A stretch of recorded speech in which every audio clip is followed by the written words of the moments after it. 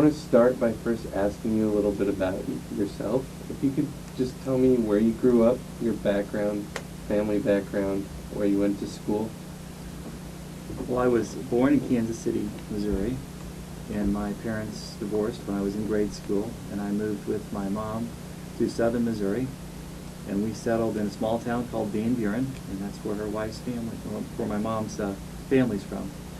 And that's where I was brought up. My mom was a teacher there in the local public school, and she was a single parent for most of my childhood, and stayed on me about doing well in school. How does your experience through growing up and what you do now help prepare you for the role of Lieutenant Governor? Well, I think that for me growing up, it was hard for me to not have my dad around. I mean, it was not the same to be in a single-parent family. I found out about my financial status when I started getting reduced prices for school lunches. And I got to talk to my dad occasionally on the phone and visit him once in a while, but it just wasn't the same. And if you look at what's happening in Jefferson City today, we're really not doing enough to try and relieve some of the financial stressors on middle-class families and the financial pressure that they're under. In fact, we're going in the wrong direction. And we were never hungry when I was growing up, but we didn't have a lot.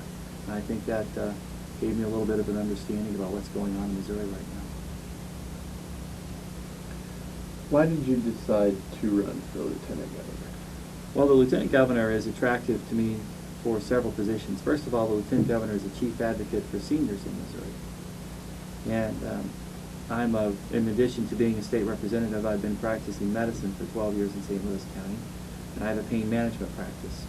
And I have patients who come into my office, in my medical practice, and stack their prescription drugs across my desk and ask me which ones they can get rid of because they just can't afford them all.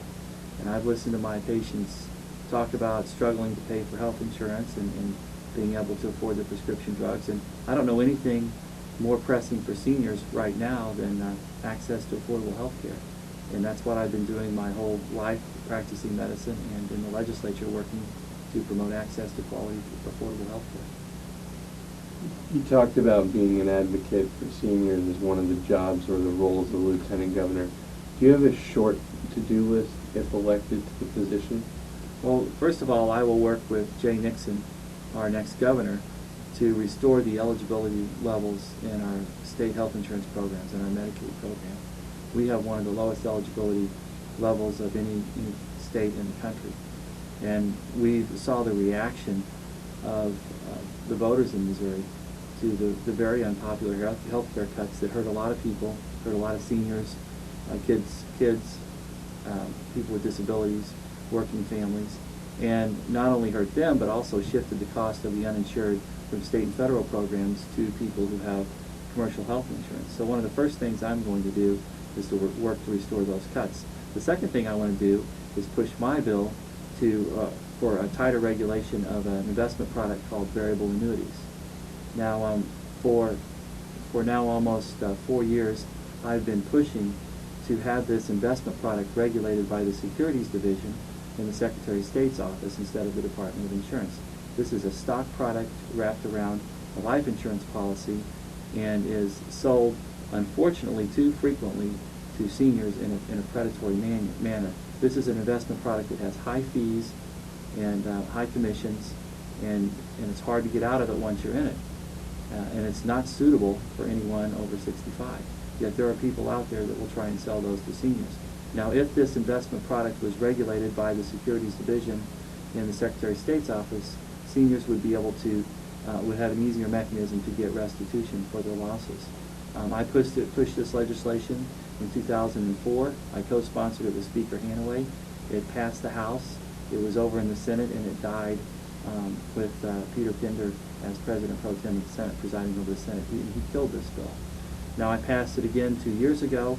It went over to the Senate. 2 years ago, I sponsored the bill. It went over to the Senate, and it died where Peter Kinder presided as President of the Senate and Lieutenant Governor. I will fight for better legislation to protect seniors from predatory investment practices And this variable annuity legislation is just one example.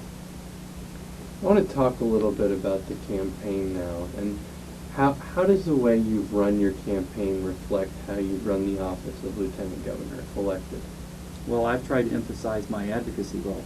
Obviously, the Lieutenant Governor presides over the Senate and works with the Governor on policy issues and backs up the Governor when they're unavailable or out of state. The Lieutenant Governor is responsible for a dozen boards and commissions. I think you will see the advocacy portion of the Lieutenant Governor's office reinvigorated, and you'll see a lot more excitement there, not only for access to affordable health care, for investment protection, and for veterans issues. And I've been a champion of veterans issues. I was given the Legislator of the Year award by the VFW earlier this summer for my work in trying to promote veterans issues, especially access to health care, to disability benefits, and to programs that will help them transition to a good job with good benefits when they return from service.